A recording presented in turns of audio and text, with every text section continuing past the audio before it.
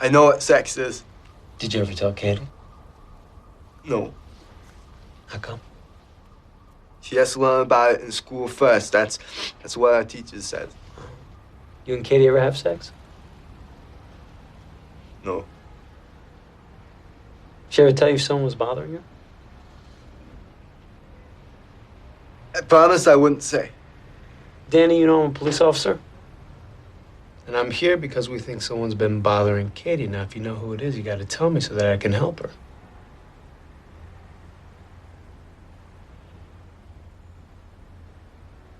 It's okay, Danny.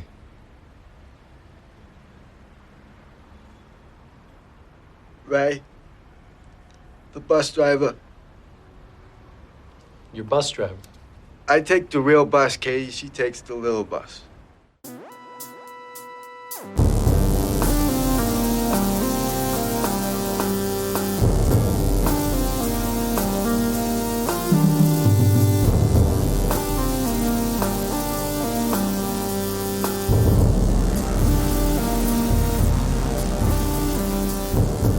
In New York City, sexually based offenses are considered especially heinous.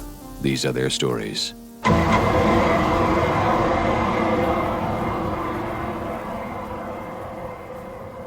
Hey guys, welcome to Munch My Benson. My name is Adam. I'm here in Albuquerque, and I am joined on the line by Josh. How are things, Josh? Very different. Yeah, since last we spoke. Yeah, 5 minutes ago. Yeah. Yeah. Nothing much has changed. It was pouring rain here while we were recording the last one, which is rare. We have not had rain in like over a month. Okay. Not any significant amount, so it's good. It's good for my garden. What are you drinking now? Oh, I am drinking a Mass Ascension IPA out of my other half koozie, which is now officially not stolen because Pike was there. Friends of the show, Pike and Maya, were here. We offered it back, and they said we could have it. Okay. Thanks, Pike and Maya. Yeah. You have given me something after all these years. Finally. Just kidding. No, it was a lot of fun to see them when they were here. We had a good time.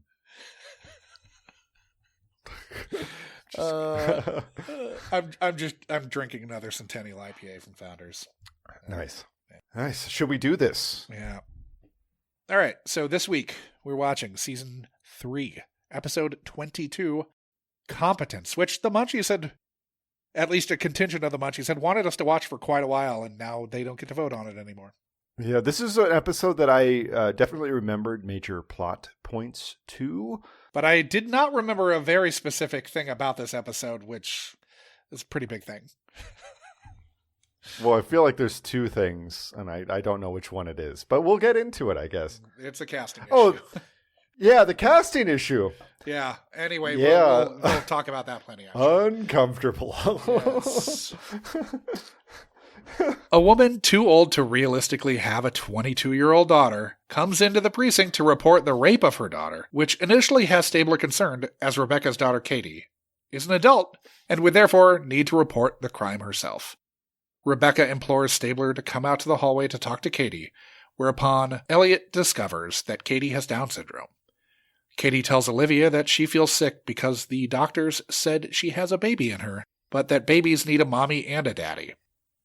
Rebecca scoffs at the ridiculousness of Elliot's question as to whether she'd explained sex to her daughter, and then Katie explains that sex is when a mommy and daddy kiss and hold hands.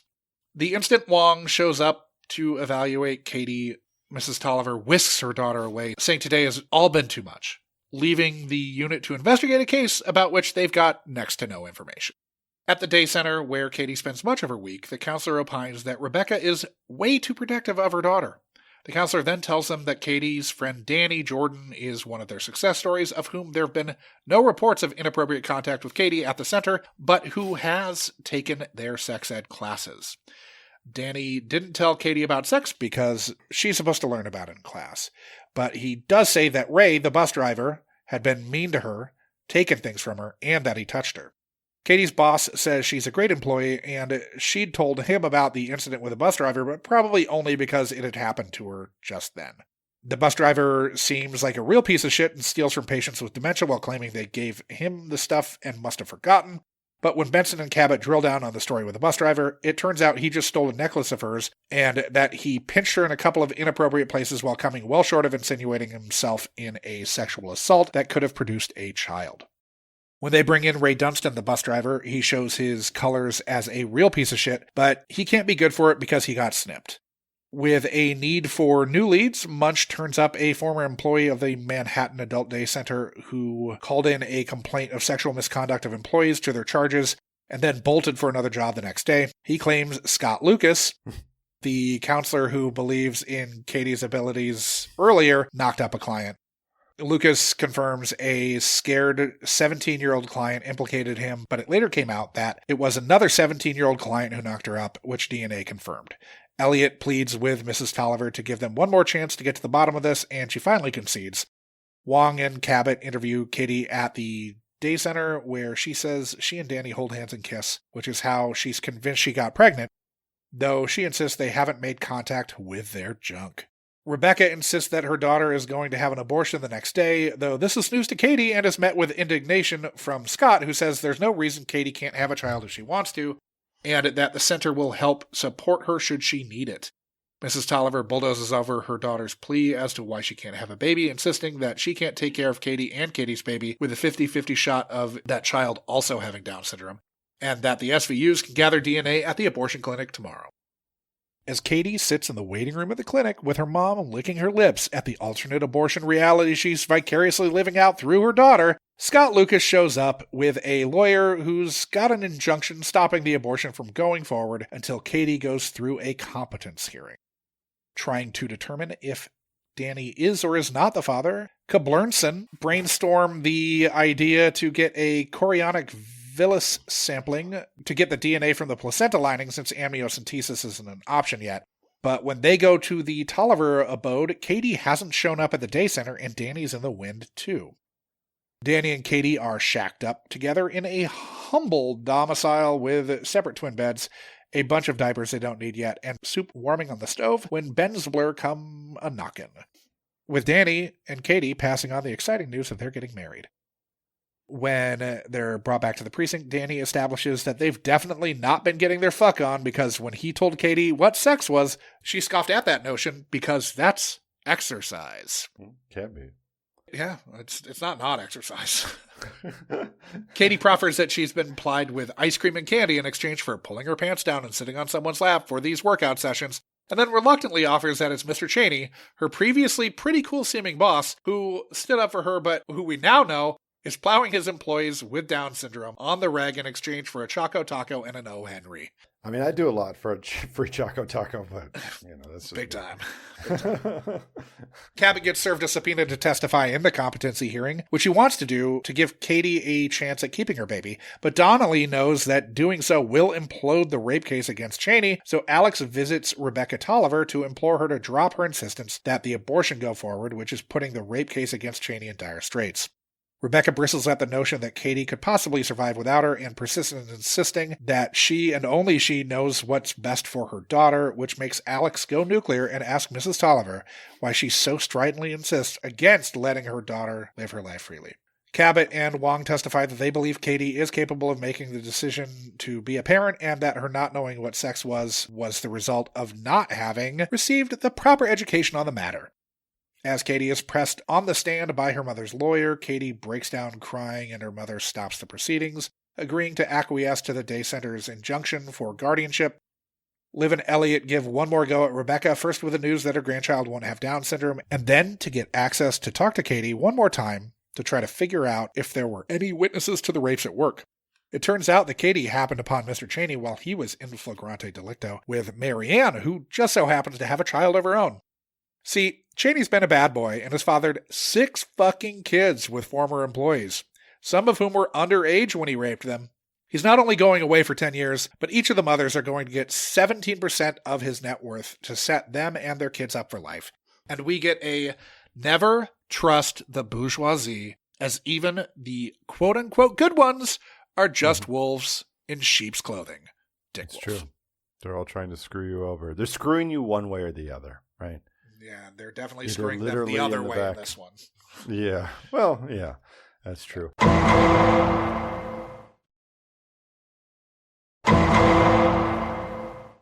Do you think Scott Lucas in this episode has some opinions about the Frisco Rough Riders, or is that Well, you see who the actor playing Scott Lucas is, right? No, I didn't. I wasn't. I have to go back and look. C.J. Wilson. Yes. So for those who don't know what we're laughing about, there's a Rangers prospect writer who we are acquainted with. Yeah, you know him better than I do. I've met him once or twice. I think I sat at the table at your wedding with Scott. Oh, nice, awesome. Yeah, I think so. Scott's great. Yeah, super nice guy. Yeah, so Scott's a writer about the Rangers, and I'm sure at some point, assuming he's allowed by his work, we'll probably have him on Unkind Rewind. But nice. He writes about the Rangers, and of course, C.J. Wilson was a Rangers pitcher for a long time, and it's very funny to me that I got to keep saying Scott Lucas in this episode. I clocked that C.J. Wilson was one of the actors, but and I laughed about that, but I didn't realize that was Scott Lucas. Yeah. C.J. Wilson playing Scott Lucas. Amazing. I bet in the biopic of Scott Lucas's life, C.J. Wilson would play him. Yeah, well, ideally. But yeah, baseball nerds would Scott's been a pretty big team specific baseball writer for a long time. So guest stars. Yeah. Speaking of which, we've talked about Peter Herman playing defense attorney Trevor Langan. That was in 152. I gave your mom a Guardian Ad Litem end around. Season 5, episode 19. Sick. We've talked about Judith Light playing Bureau Chief Elizabeth Donnelly. That was in 134. This overreach isn't going to assuage your guilt, Alex, but maybe dripping candle wax on Benson will. Season 3, episode 18, Guilt. And we've already talked about Harvey Atkin playing Judge Alan Ridenour. That was in episode 54. I really have to do a rectal, so we discussed season 1, episode 22, Guilt. First up, Lois Smith is playing Rebecca Tolliver here. Yeah. She was born November 3rd, 1930 in Topeka, Kansas. She was the youngest of 6 kids to Carrie, who was born Carrie Gottschalk, and William Humbert, who worked for the phone company. They moved to Seattle when she was 11. She got into acting in plays there through the church. She studied theater at the University of Washington, though she did not graduate as she met her husband, Wesley Smith, while they were in college and married him then and there. They moved to New York 3 years later to begin their acting careers. After working with Elia Kazan on East of Eden, he pushed her to study at the Actors Studio with Lee Strasberg. She made her Broadway debut in 1952, racking up countless roles with a slew of extremely impressive actors and playwrights, getting nominated for Tonys in 1990, 1996, and 2020, finally winning the last one in 2020. She also has a pair of Drama Desk Awards, an Obie, an Outer Critics Circle Award, and a Lucille Lortel Award. She's in the films East of Eden. Yeah, there she is. Wild. Strange Lady in Town. 5 Easy Pieces. Up the Sandbox. Next Stop, Greenwich Village. Foxes. Resurrection. 4 Friends. Reckless. Black Widow. Fatal Attraction. Midnight Run. Green Card. Fried Green Tomatoes. Falling Down. How to Make an American Quilt. Dead Man Walking. Twister. Larger Than Life. Tumbleweeds. The Pledge. Minority Report. The Laramie Project. Hollywoodland. Killshot. A Dog Year. Please Give. The Odd Life of Timothy Green. Run All Night. The Nice Guys. The Comedian. Marjorie Prime. Lady Bird. Uncle Frank. Tesla. The French Dispatch. Mac and Rita, and The Uninvited. It's crazy that she is still acting and she was in fucking East of Eden. Yeah, that was a long time ago. Sure fucking was. James Dean's been dead for 70 years? Yeah. That's crazy. She was main cast in The Doctors, Double Take, and Ruth and Erica. She had recurring roles. There was in multiple episodes of Modern Romances, Star Tonight, The United States Steel Hour, Matinee Theater, Play of the Week, Route 66, Another World, The Edge of Night, The Equalizer, The Old Equalizer. Yeah. Good Sports, One Life to Live, ER, Desperate Housewives, True Blood, Grace and Frankie, Sneaky Pete, The Sun, On Becoming a God in Central Florida, and Ray Donovan. She's also in One Criminal Intent, 1 episode of the original series, and 3 episodes of Organized Crime. She and her husband, Wesley Smith, divorced in 1970. They had 1 daughter together, Moon Smith. So she was born in 1930. Andrea Friedman was born in 1970. So it's plausible to give birth when you're 40 years old. No. Andrea Friedman was born in 1970. Her character is 22. So her character in this episode aired in... She later says that she's 67, but they're really fucking around. Oh, yeah. So she's actually... So Katie Tolliver's 32. I mean, well... Yes. Andrea Friedman is 32. Katie Tolliver is 22. Yes. Okay. So Lois Smith is playing 67 instead of 72 here. Yeah. But like... You're this right. This 72-year-old is too old to have a 22-year-old. Yeah, that's pushing 50 is pushing it.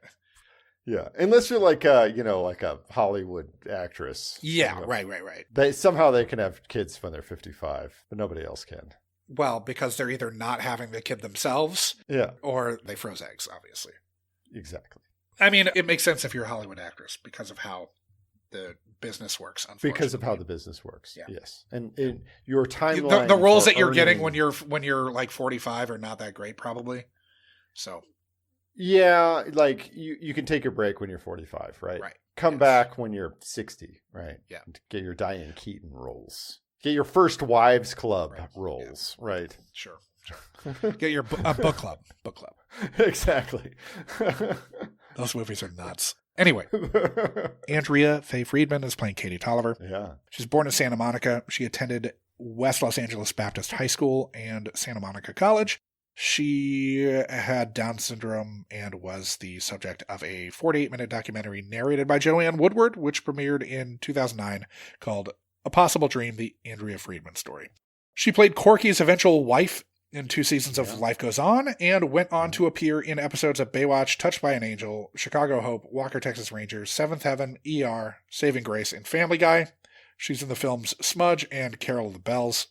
She worked in the accounting department of a law firm for more than 20 years. She also occasionally worked as an assistant teacher for the Pathway program at UCLA, where she helped teach students how to live independently.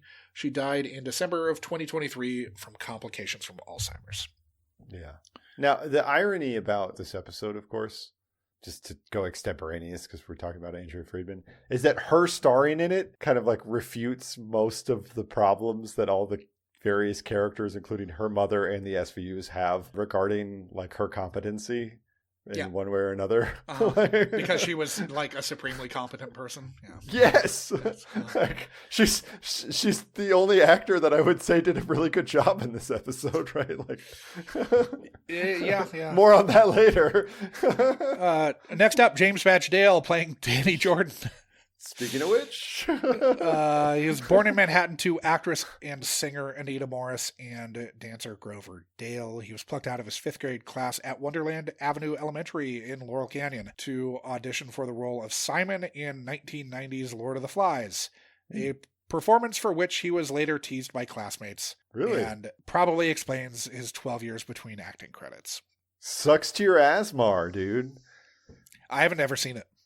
Well, you've read the book, right? No. Really? No, I know the premise. Oh, anyways, yeah, you're whatever. I mean, I've seen the Simpsons Lord of the Flies episode. You're missing enough? My reference then. I sure am. You don't have any like cultural touchstones. Yeah. So James Batch Dale played hockey for the Utah Valley Golden Eagles, which were Junior A club, and for a D3 college. He attended Manhattanville College. Maybe that was the college where he played hockey. I don't know. I had to piece together his bio from some disparate sources.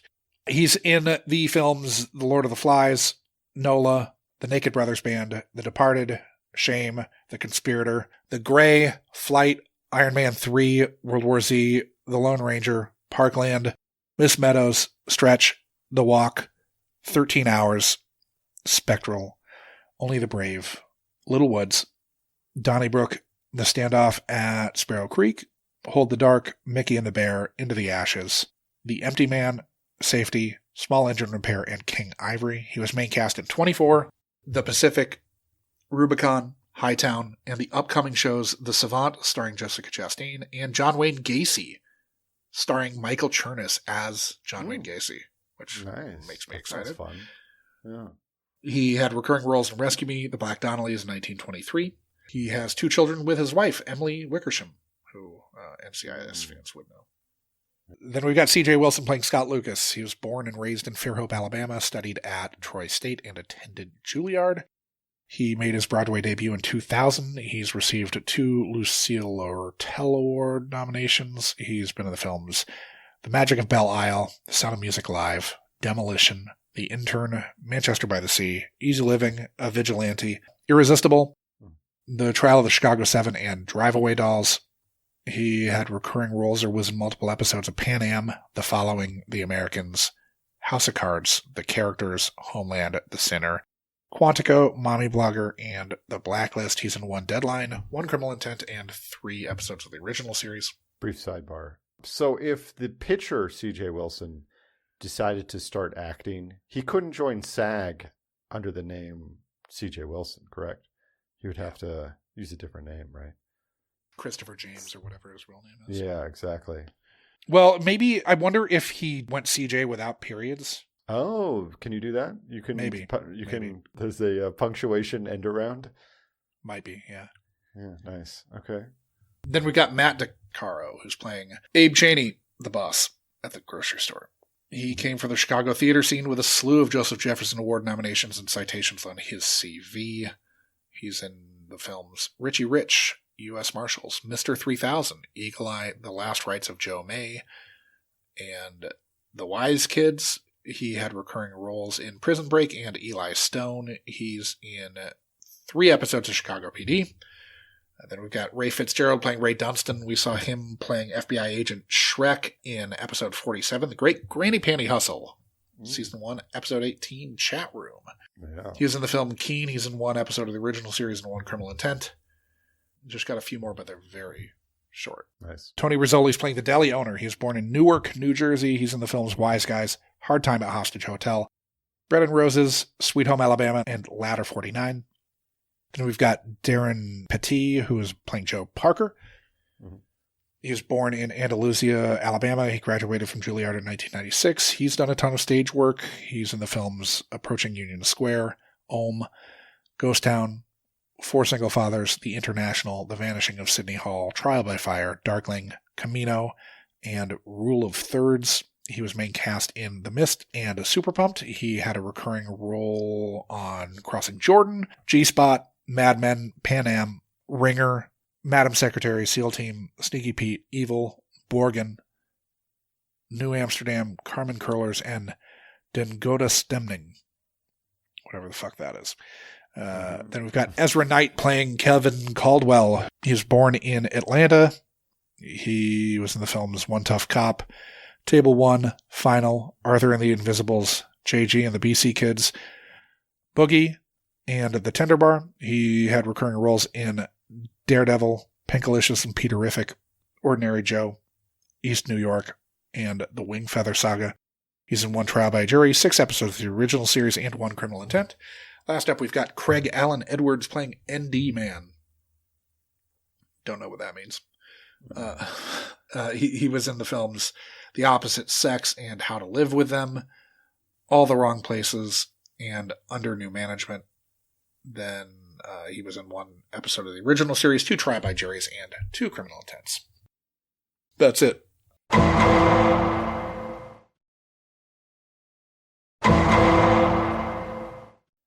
All right, so Rebecca comes in to report her daughter's rape. She says she has the mind of a child she'd never understand. I think Tolliver has been used as a last name on the show like 40 times. I feel like every week there's a Tolliver. Am I? I don't remember one. I don't know. I don't know. It seems like a very SVU last name. But Rebecca's bad mom, man. I'm just going to lay it out there. I think it's Rebecca's fault that this happened. Sorry, I'm just checking your Tolliver theory. There was Mackenzie Tolliver, who was Eowyn Young, and The Good Girl, which we did in 227. Okay. That's the one who's sleeping with her stepdad. Oh, yeah. Gross. Or, sorry, married her stepdad. Grosser. Mm-hmm. Yeah.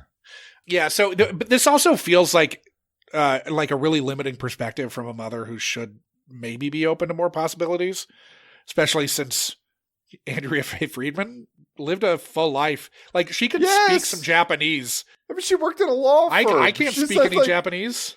She has like good acting credits. Like, she clearly is like a competent person who lived a full and like rich life. And like, you know, so did I forget the actor who played Corky. I can't remember his name. Chris Burke. Chris Burke. So did Chris Burke. So did that guy who makes the socks. You know, it's like Downs people are not like, their challenges, but they're not completely fucking helpless. Yeah.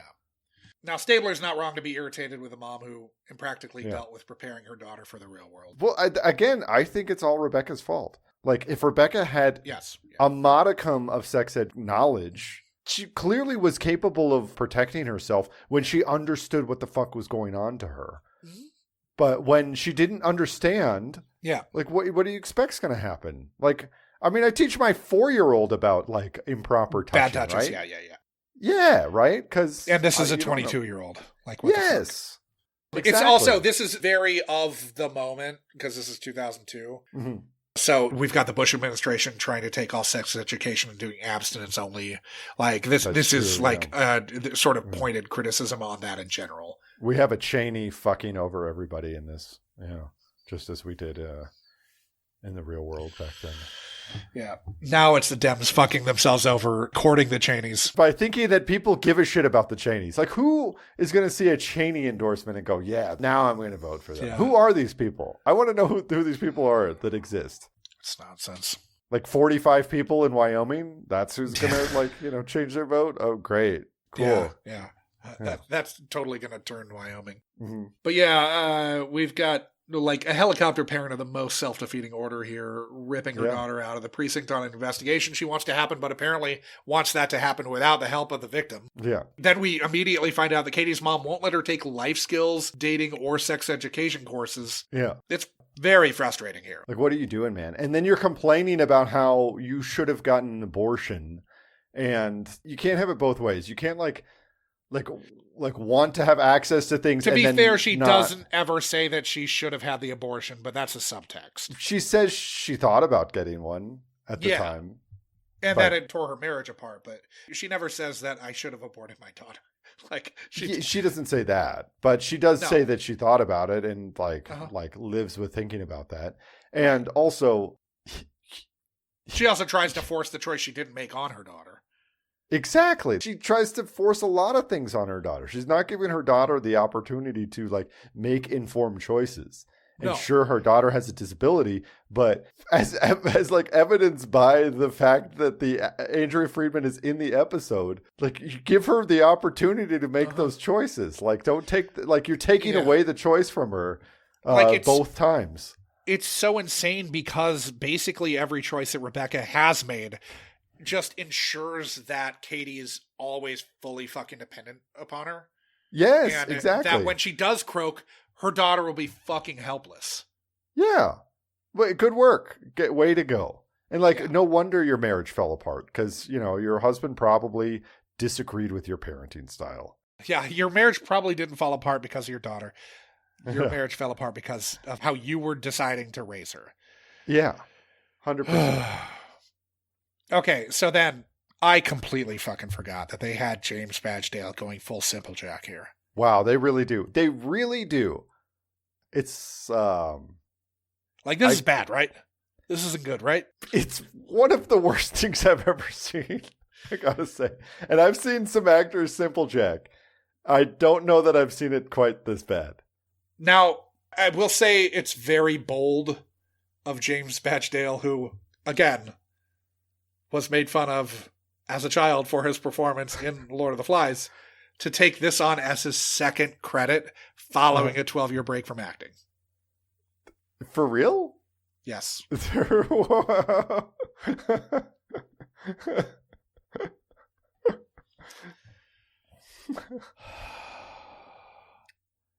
Don't think this is going on the reel. I don't think he got hired on 24 a couple years later with this as his audition. Yeah. His agent was like, James, we're going to pretend that didn't happen. Yeah. Now, initially, the grocery store owner seems pretty awesome. Seems like a great dude. He seems like a great dude. You never trust a good dude in this show. No. His employees get union wages. He wouldn't tolerate bullshit directed at Katie. Initially, I'm like, I want to shop at this store. I want to support this guy. Now I want to shop at that store because all of his victims support are all of the victims. Yeah. We're getting all the money from it. But yeah, at 67, she says she can't take care of 2 completely dependent children. It's like, well, for starters, you've made sure that one child is completely dependent upon you. Yeah. You haven't allowed her to gain any, Right. Like just the regular life skills, right? You've let her get a job, but you haven't taught her, how her fucking body works, right? Very frustrating. Yes. And then my next note is pregnancy equals confirmation that every overprotective thing you did in raising your daughter was right because she got pregnant in the real world. The real problem is that she didn't equip her to live in the real world. Yes. Because she refused to allow someone who's an adult by the letter of the law to be educated about things like life skills and sex. Confirmation bias much? Yeah. Again, what the fuck? Everything we've seen about Katie is that, when she's given the tools, she can do a pretty good job. When the counselor fully believes, Scott Lucas fully believes. Scott Lucas. I'm just so glad we get to keep saying Scott Lucas. Yeah, Scott Lucas, probably thinks she can scout a good curveball, right? Yeah, I know. And Simple Jack teaches her how to make soup, and she does a fine job. She's not burning Scott the Lucas has hotel heard she's down. got great makeup. Yeah, no, not a Rebecca Tolliver fan. No. Though they do go to a place that I've been many, many times, and I missed it. The Central Park Zoo. Nice. Where they're sitting right by the sea lions in the middle of the Central Park Zoo. They're sitting by the sea lions? Did they do all ADR? They must have, because you didn't hear the sea lions barking, and they're right there, right next to them. If we know anything about sea lions, it's that those motherfuckers bark. Yeah, they do. They're barkers. But the ones there typically only bark when their handlers are doing the whole fish routine for them. And they did a little bit with the sea lions coming out to show them, but they probably cut the audio on that. Yeah. It's probably peaking. They probably were getting red with those sea lions. Yeah, it's all redlining. Yeah. Boom Up got his pay doc that day because he was not in the right spot. There's no right spot with sea lions. Their barking carries so much.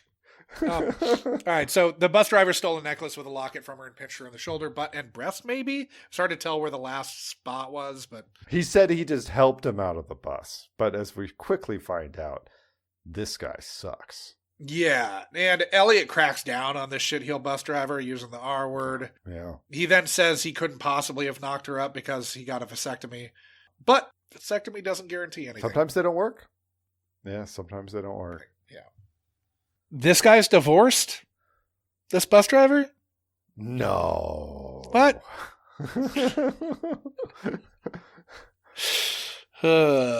Then Munch comes in and he'd gotten some information from the State Office on Mental Retardation. Mm-hmm. That changed its name in 2010 to Office for People with Developmental Disabilities. So we then find out that it wasn't Scott Lucas who had perked on the previous client, that it was just 2 17-year-olds. And thank Jesus. I didn't want Scott to...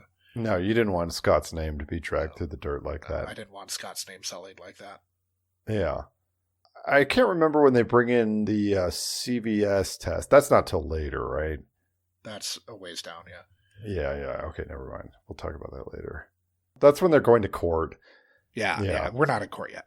Mom's decision to have a child with Down syndrome at 45 killed her marriage. That's where we find this out. Stapler has to twist Mom's arm to get them access to Katie a second time.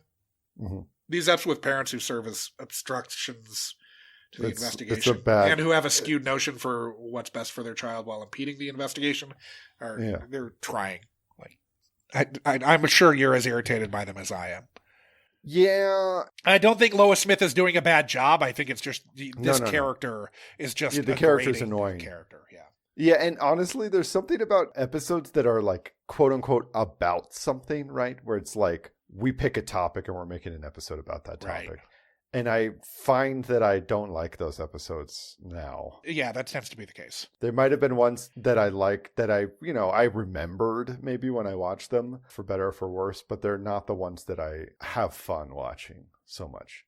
They strike me as TOS episodes, and I don't mean that as a compliment. Yes. Yeah. That's not what the show does well. Yeah, exactly. And that's not what we watch it for. No.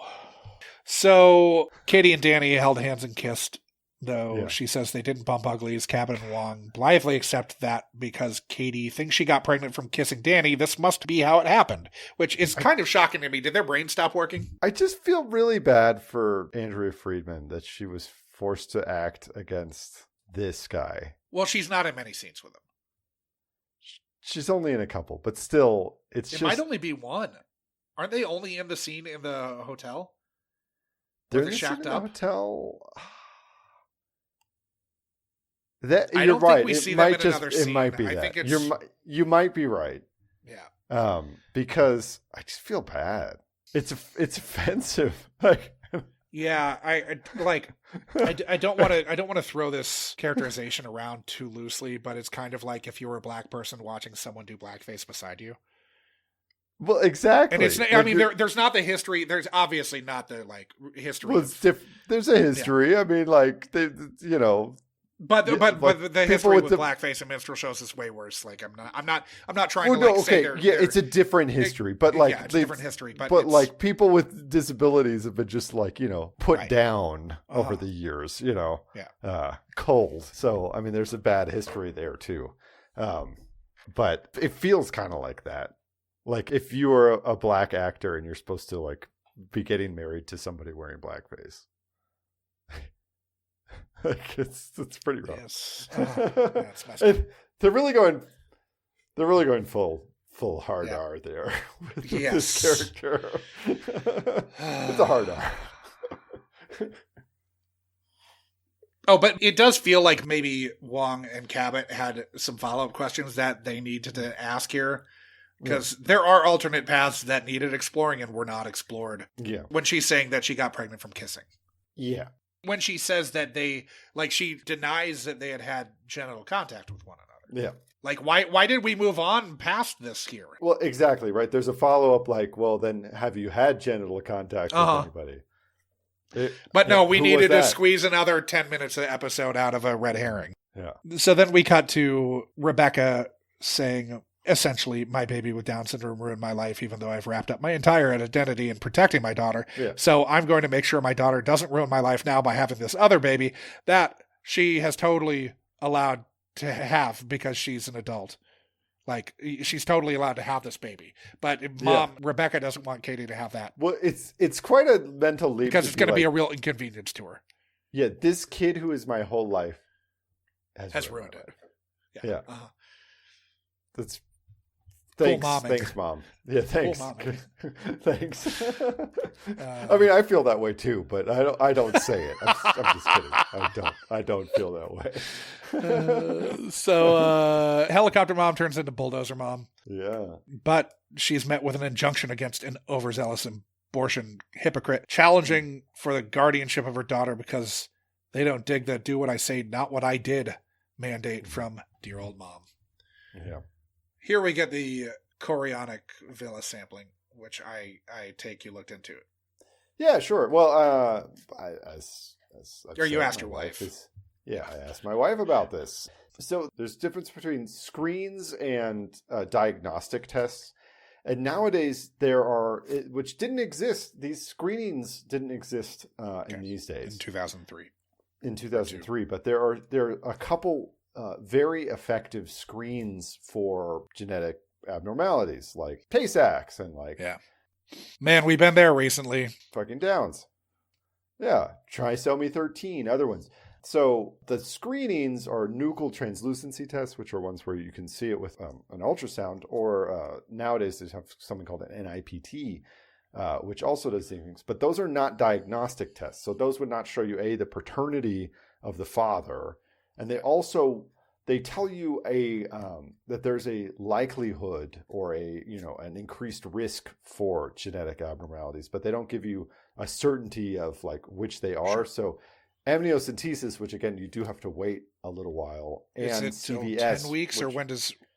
No, because they were at 12 weeks. Amniocentesis, Okay. I think you got to wait until like 18 weeks. Okay. I forget. Oh, you could do it now after 15 weeks. But still, the problem with them, they're invasive, so they carry a risk of side effects, miscarriage being the main one.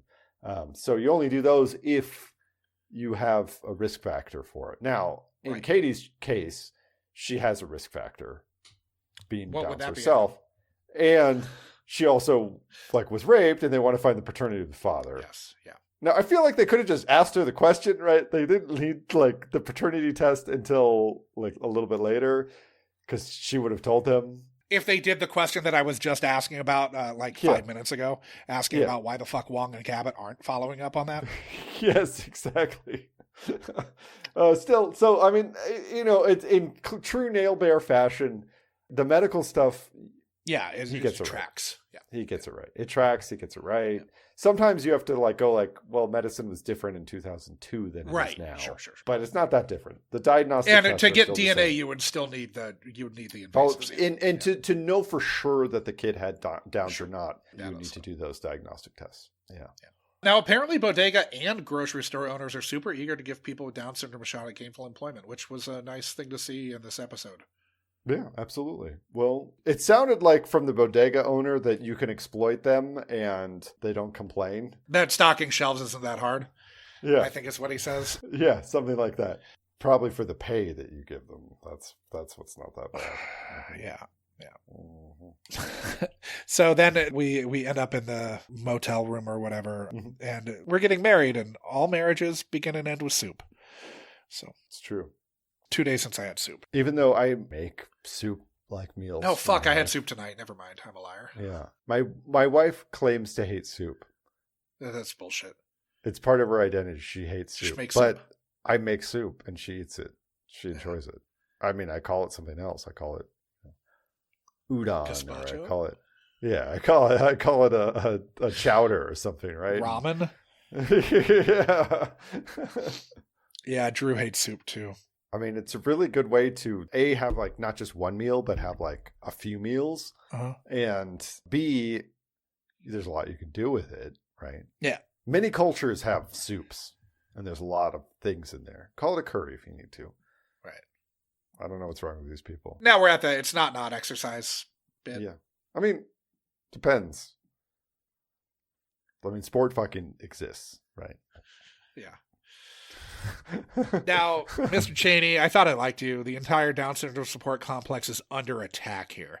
First, we're meant to believe for a moment that seemingly righteous dude Scott Lucas might have fucked a 17-year-old. Mm-hmm. Then we're led to believe that seemingly pro-union grocers who sit on the board of an adult day center and seem like solid dudes are only doing that to exploit the most pliant laborers with a depraved sex for sweets scam.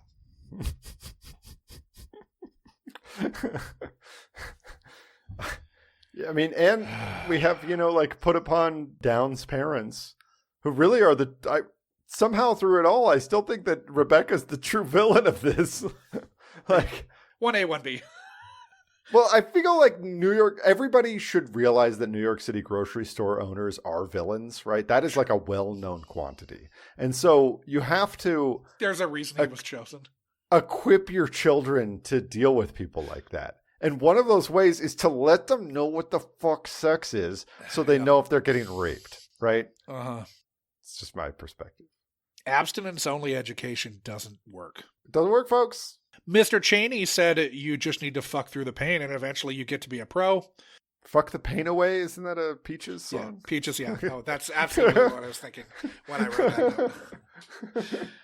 I mean, I remember loving I didn't really like that album, but I did love playing that album at Spider House. Yeah. Yeah. Mom won't budge on pushing the abortion, forcing Cabot to attack her need to have her daughter depend on her and only her. Mm-hmm. Then these are just the end of the episode's going to the fly. The notes are random. Yeah. Yeah. Cabot and Wong testify. Yeah. Katie cries on the stand. Yeah. Mom can't stand to see her in pain. Yeah.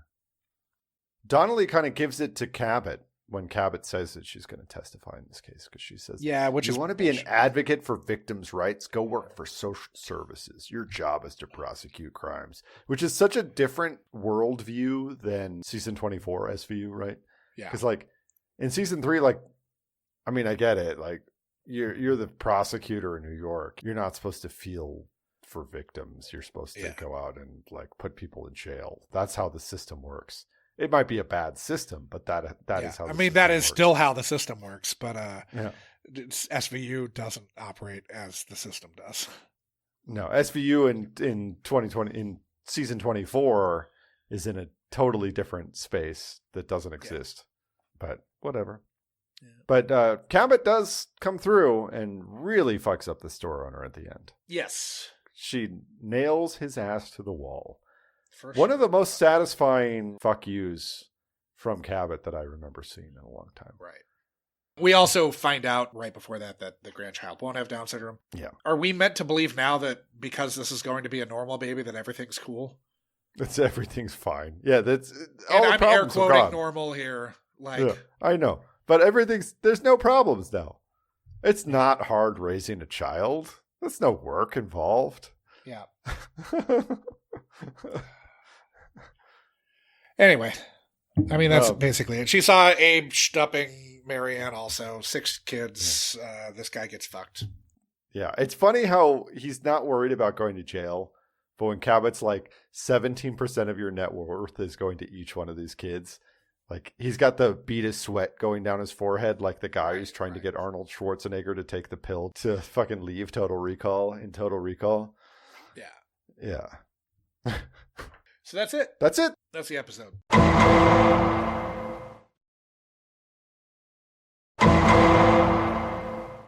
Of course, we rank these each and every week. We rank on the overall quality of the episode, the quality of the guests therein, how problematic the episode was. Those two might be linked this week. And the depth and breadth of lives ruined. Now, I think this is a professional episode. That is not one or fun. Two little plot holes, but it's really not fun. It's probably like a 4, right? I was kind of surprised at how unfun it was. Because I remember this episode. I mean, I don't want to penalize it too much because I feel like our irritation at this sort of episode isn't necessarily indicative of its quality, and that it probably will bear itself out more in how problematic it was, which tends to be the fun but it might lose area. Some points in guess. I don't know. I would say maybe a 5 because I don't like it's not. Oh, you were going to go higher. Yeah, because I was arguing for 4. I know. I don't think it's with a 3. No. If you want to go 5, I don't care. I think it's very professional, almost to a fault, where it kind of does too good a job of talking about something that this show's not really the forum for that. Like it's not. This is not the place to like debate interesting, deep topics, right? It's the place to debate like how horned up old people get by seeing terrible things happen on screen. Anyways, so moving on to guests. Now here we have, I think, Andrew Friedman doing a very good job. I think Lois Smith does a good job. It's a very thankless role. Oh yeah. C.J. Wilson playing our friend Scott Lucas does a good job. Yeah, a few of those like side bits were fine, pretty good. I thought that Matt DeCaro as Abe Chaney. Yeah, I thought he was quite good. Yeah, I thought he was quite good. Now, but the elephant in the room. For all those good things, there's something weighing this down a lot. To be clear, I actually like James Badge Dale. I like him in things. He clearly came into his own as an actor in later years. He's good in 24, like 2 years after this. Uh-huh. I like James Badge Dale in things. I was shocked. And like... I don't know how much of it is the work and how much of it is the ask. Well, they're like 2 different things at work here, but together those things. I'm sorry, but it's a little bit of both because the no, for sure. But like, I don't know which is like more the ask is the problem. Yes, but I don't know. I don't want to say the work's great. But I have to say that you are agreeing to do the part, right, when you take a part. And now I understand that there's a power imbalance there and you're taking parts when you can get them. However... If you have, at this point, one credit that anyone can see... Still. And that credit is from 12 years earlier... Think about Glasgowman's Wrath, right? You take a role like that, you might not get any other credits. Right, yeah. Because... He was a lead in a show like 8 years after this. Well, good for him. He kept going. He did. But this is kind of like Sean Penn levels of I'm not disagreeing. I just want to be clear that I don't know how much of the blame needs to be placed on James Patch Dale and how much needs to be blamed on the ask. On the show. Yeah. Yeah. And I don't know Neil that Baer in the writer's room. I don't. Right. Yeah. I don't think that it's a weird, like, it's 2002. It's hard to put yourself in this headspace. Yes. However, I do think that, like, there's a fine line between clever and stupid, right? And this is definitely on the wrong side of that line. This is on the wrong side of the line. Yeah. Unequivocally, it's like it's leapt over the line. It's well past. Spinal Tap is making fun of this in 1984, right? Like of this kind of issue. This is definitely smell the glove levels of embarrassing.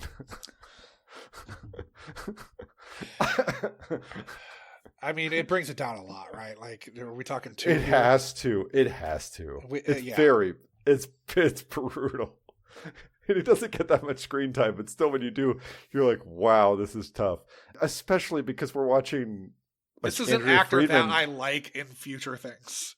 Well, sure, but also we're seeing like Andrea Friedman, who's like, I mean, she has Downs, and she's doing a really good fucking job, and she's like it's. I just feel like it's offensive to her. It's like, it seems like maybe there could have been a guy who could have done this too, or a male counterpart, or just not to quote Robert Downey Jr., but you just tone it down a little bit.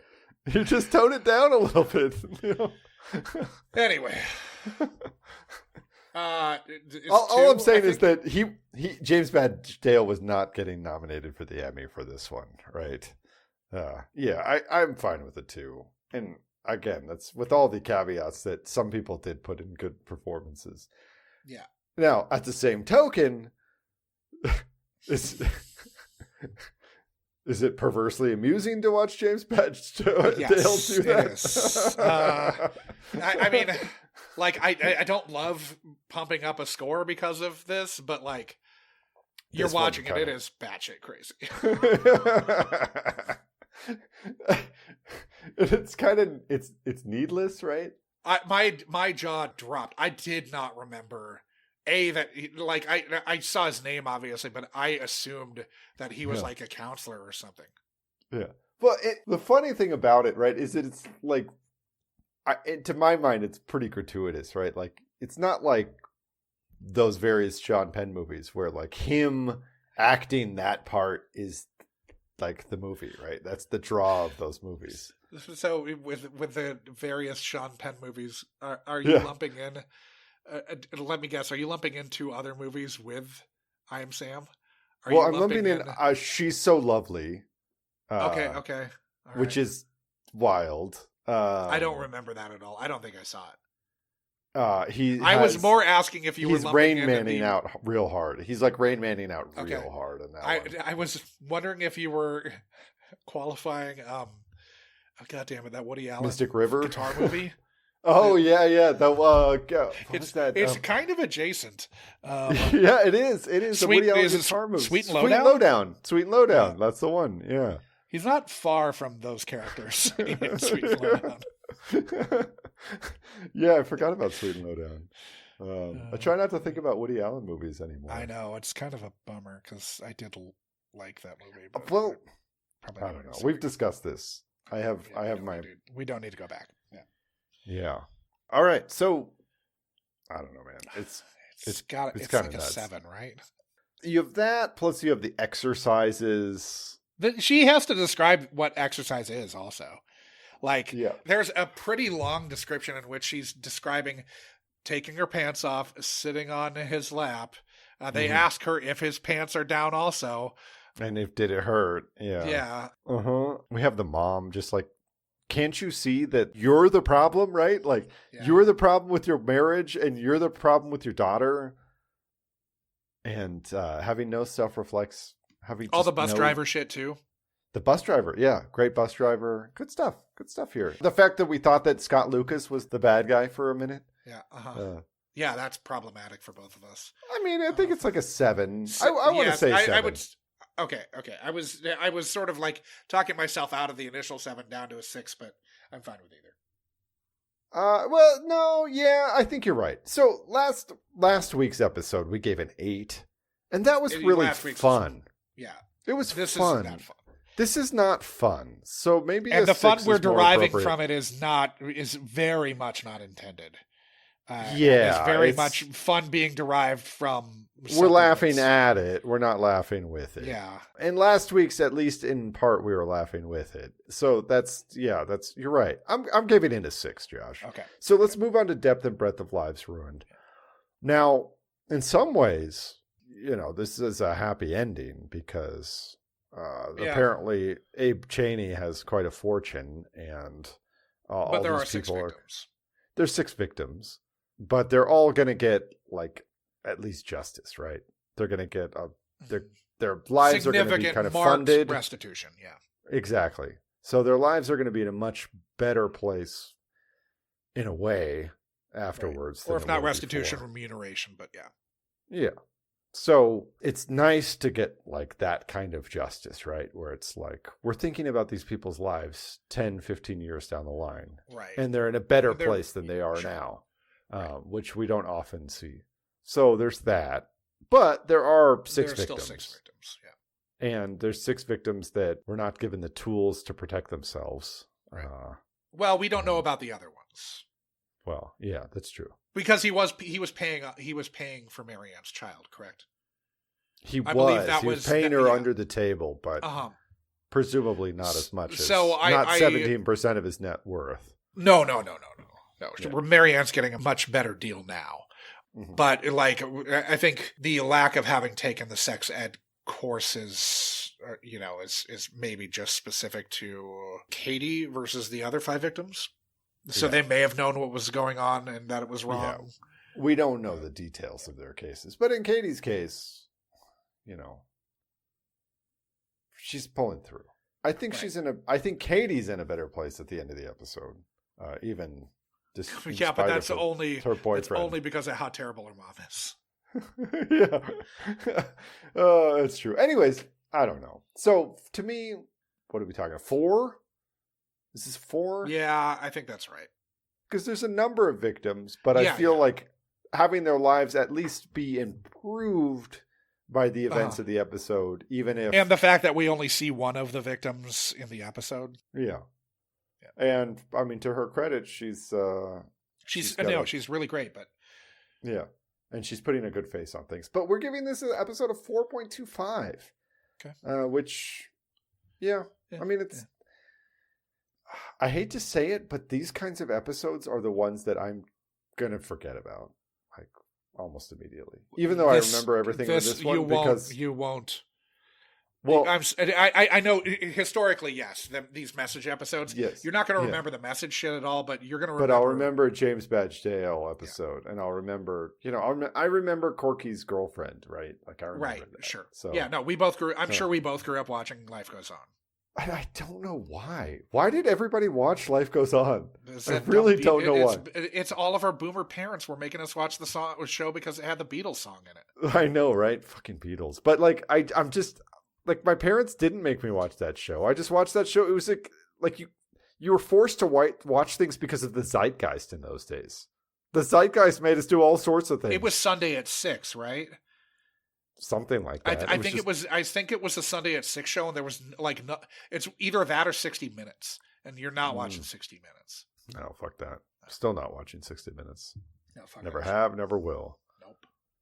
That gives us a 4.25, which... I did. Okay, good. Yeah.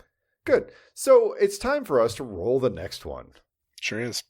Heading over to episode.lol, which was built for this podcast by friend of the pod, Flet, who also co-created cinequote.net, your daily movie quote trivia game. My last streak died at like 80-something, but that's like my 3rd longest streak, or 4th longest maybe. Nice. It died on one of those like multiple entries in a franchise questions where it's like I Oh, narrowed yeah, it down those are at like tough. 2 or 3, but it was like, okay, well now it's a crapshoot. What was it? Or like a Despicable Me movie. Oh, fuck that. Jesus. You narrowed it down to the franchise? They mentioned the character Gru, and I only knew that because of a episode of Doughboys. So I was like, Okay. well, it's a Despicable Me movie, but I don't know Yeah. which one. And I had like 2 choices left, and I didn't. Yeah, one of the, I don't know if it's Peacock or something else. One of those streaming services autoplays things, and Yeah. Max was watching something for a while, and like Despicable Me would come on afterwards occasionally, and it's like very bad movie. I haven't seen it. No, I have not watched Nor it. do I intend to. Anyway, thanks, Flet. Yeah, thanks, Flint. The tape is spinning. Bill and Ted are displeased with their lot in life. Oh, I hate that part. And we've landed in season 3, episode 7, Oh, Sacrifice. A shooting outside of a gay bar leads the detectives to the victim's family, which includes a bitter feud with his parents and his wife's involvement in pornographic movies. ooh. Oh, boom. This one has Mark Paul Gosselaar in it. What? Wow. This one's so good. Yeah. Oh, thank God. I love this is one. Lucy Martin is she's the parent in New Kids, right? Maybe. I don't remember. I mean, all that matters, Wow. all that fucking matters is Mark Paul Gosselaar episode. Oh, Elizabeth Banks also. Yeah. Because she's the wife, I believe. Yeah, this one, I haven't seen this one in years, but this is Drew a wrote banger. an entry way back in the day about this Yeah. one. Yeah. No, this one is a fucking banger, man. We're going to have fun. Wow, that's exciting. Because you know what's great? So, guys, this might be the last one we do for, I don't know, a month or so. We'll see. We're going to take a little break because this is probably going to come out like after I've already had the kids. So, but we'll be able to record it beforehand. So, we're going out with a bang, which is great. And then when we come back, we'll be refreshed. We'll be rested. We'll be in good. We'll be like down. We'll drop down to fighting weight. Oh, you will not be rested at all. I can also categorically say that because we'll basically, I'll go from doing this to I'll be launching season 2 of whatchamacallit Nice. at that point. So you got a lot of editing to do. I'll be balls deep in season 2 of Unkind Rewind. Nice. Yep. Well, this is great. The randomizer hasn't given us a gem like this in, I feel like, years. Yes. Like literal years. I know. It's been so fun. When did we watch Bang? How long ago was that? That wasn't randomizer. That wasn't that was Munchy's choice. randomizer. No, I think the last banger was probably, was it the Fred Savage one? Well, that was a long time ago. Well, I we know. got Bully was, we gave an 8.25 to, we've given a couple like 8.25s. Have we given anything above an 8.25 since we watched Bang? Dylan I don't McKay think we have. Rapist, probably 111. That was a long time ago. I That know, was a 9 long but that's a time ago. 9.5. Yeah. But I'm just like looking anything above 8.8 and a quarter. It's been a while. Merchandise, maybe 8.75. Merchandise was 144. Yeah. That's yeah, that one he's was wearing good. a Pito sweater. That one's crazy. Yeah, that one was really good. Anyways, guys, again, we haven't watched it yet, so don't remember exactly. But what I do remember is this shit is good. This is not. He's not zacking it up in this one. No, this is stunt cast Palooza here. Yeah. And it's Elizabeth Banks before Elizabeth Banks is Elizabeth Banks, so that's fun. She basically, at this point, had just done wet, like you would know her from Wet Hot at this point. Really? Yeah, you'd know her from Wet Hot American Summer, but I don't think she really has other big credits. I think it's so weird that how big Sabrina Carpenter is right now. Isn't it? Just throwing that out there. Yeah, anyways, I'm really excited. This is the first time I've been excited about watching an episode, like maybe since Bang. In a long time. Oh, thanks, Flett. Yeah. You're coming through. I'm very jazzed for this. Yeah. Oh, yeah. folks, you want to watch this episode. Yeah. I haven't actually recommended watching the episode in a long time, but you want to watch this episode. Make sure to watch this episode. Maybe some of you were not old enough to have watched Saved by the Bell, but I feel like it was in reruns in perpetuity. It still is, I think. Probably right? still is, yeah. Yeah, and if you have cable, which, God, I'm having to pull some shenanigans to watch the playoffs right now because I don't have. Dude, I don't have cable. It's so annoying. Do you not have Max? I have Max, but you can't watch the playoffs on Max. You can watch the ALCS on Max. Oh, really? Okay. So it's just NLCS. NLCS. Some of them are on Fox, on your local Fox broadcast, but the Fox Sports ones aren't. And that one, you're having to go to one of those sketchy sites that. So I've been going to these sketchy sites, and occasionally, I'm watching it with my kid. I have to watch it on my computer instead of on my TV. Right. Pop-up ads happen, and half of the pop-up ads are for fucking Jerkmate or something else like that. So there's well, those are only popping up for a reason, Adam. Are they? Because I'm using illegal streaming services based out of fucking Belarus, Anyways, guys, if you don't want to hear the ads on this episode, you should join our Patreon, where for $3 a month, you can get access to the entire back catalog ad-free. Now, if you're like me and you enjoy the witty banter, the repartee that Josh and I have, I recommend that you kick that $3 up $2 to $5 and join our Munchy tier. You get the entire episode a week early, uncut. And you also get access to our movie club, which the most recent one will have been, God help us, Green Card. You're making this happen. I think it might be the first rom-com on our watch list. So at least we're doing that. We're roping in some additional genres.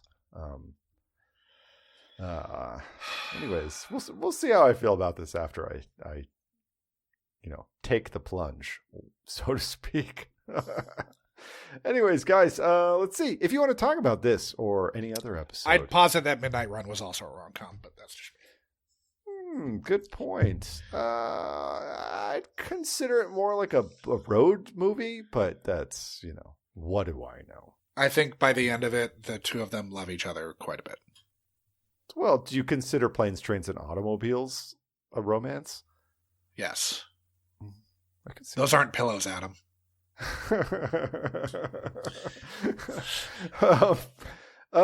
Now, if you want to talk about this episode, you should join our Discord. You can find the links to that in the show notes or at our website, which is munchmybenson.com, where you can find the links to the various social media accounts that Josh and I have and that Josh manages for the show, including our Love Studs profile, which is where most of the content goes. I think you need to. The first merch that we need to put out there is find us on Love Studs. There you go. That's that can be made. Easily. That's a good one. Anyways, guys, is it time? Did we do it? Did we do the thing? We did. I feel like we did the thing. I think it's time to get out there and start munching. And don't worry, next week it'll all be better.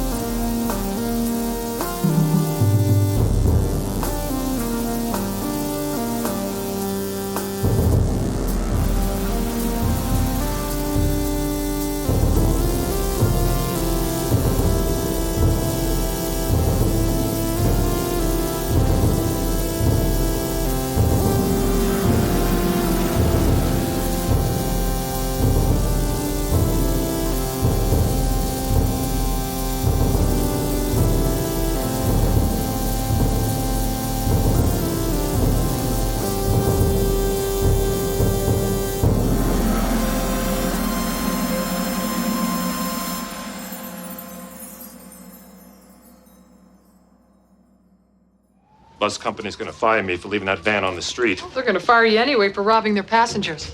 Which one of the retards told you that? You don't want to use that word around me again. Dad, we connecting? I didn't steal nothing from nobody. Really? And what was Katie Tolliver's necklace doing in your apartment? It was a gift.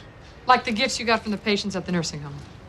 That's right. Yeah, you're just such a nice guy. Everybody wants to give you gifts. Katie says you stole it. My word against the morons. It slipped out. Hey! Can't do that. It just slipped out.